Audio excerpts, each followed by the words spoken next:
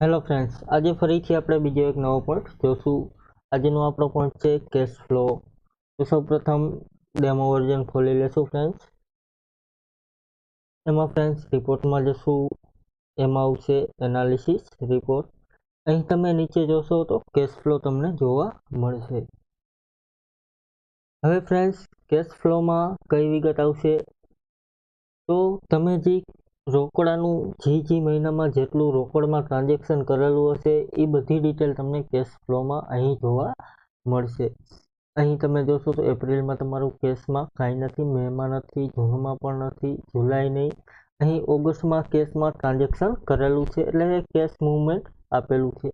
તો અહીં અંદર જશો તો એમાં તમને ડિટેલ જોવા મળશે, એટલે કે તમે રોકડા પેલું છે ઇનફ્લો, ત્યાર પછી છે આઉટફ્લો. અહીં રોકડા તમે કેટલા આપેલા છે, અહીં લીધેલા કેટલા છે, એ બધી ડિટેલ, એક્સપેન્સ છે, સેલ એકાઉન્ટ છે, એ બધી ડિટેલ તમને અહીં જોવા મળશે ફ્રેન્ડ્સ. અહીં સેન્ડરી ડેપ્ટર, જે રિટર્ન માલ હોય એ તમને જોવા મળશે. 1000 રૂપિયા જે આવેલા છે એ જોવા મળશે.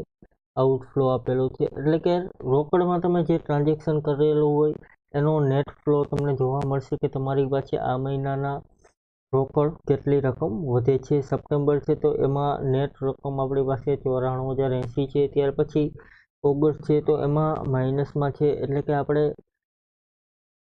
પોતાના પૈસા નાખેલા છે અથવા તો આપણી પાસે એટલું દેણું છે.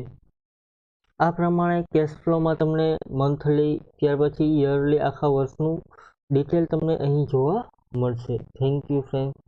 આજે પોઈન્ટ અહીં પૂરો કરીએ. કાલે ફરીથી એક નવો પોઈન્ટ જોશું. Thank you.